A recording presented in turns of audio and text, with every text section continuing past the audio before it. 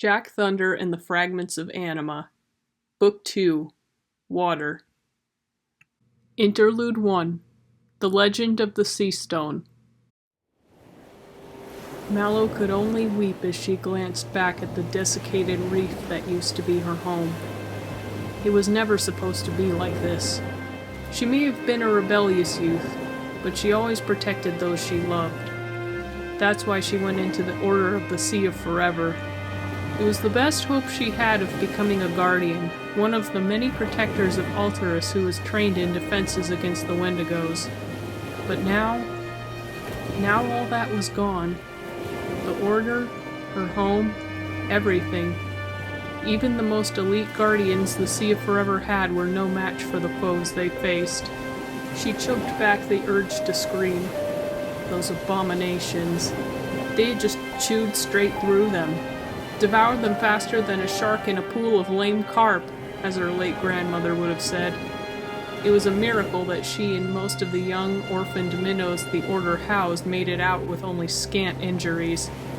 She didn't even want to think about what would have happened if the Wendigos had decided to sample the nursery.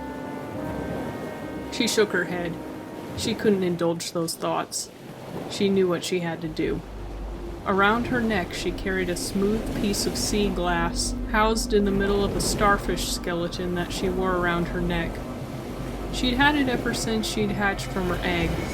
She'd even taken it when she went to train at the Forever Temple, but she never thought she would be using it for this. To defeat the menace that threatened this world once and for all, she was going to need a lot more than her skills in hand-to-hand combat. And the sea glass pendant she wore around her neck was the perfect vessel for the power she would need. She took it off, clutching it in her right hand. She shouted the incantation. "By the power of Anima itself, I dedicate this pendant of mine to the path of water.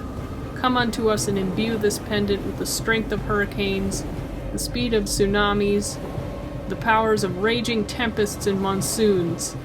May it serve us well in the battle against the forces of Null." As she recited the incantation, the Sea of Forever began to rage, transforming from a peaceful gulf into a raging, torrential whirlpool. A mighty monsoon poured down on Mallow as she held the pendant aloft, bathing it in its waters. The sea glass in the center of the pendant began to glow, white at first, but shifting to azure, sapphire, emerald. All of a sudden, the storm ceased. The monsoon cleared and the whirlpool collapsed in on itself. It was just as if the maelstrom had never occurred. Mallow looked back at her pendant.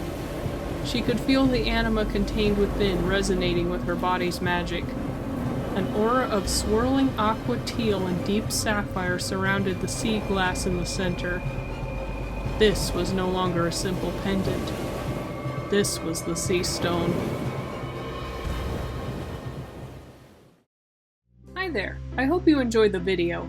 If you would like more from our friend Jack Thunder, you can check out my new book series, Jack Thunder and the Fragments of Anima, on Amazon using the link in the description.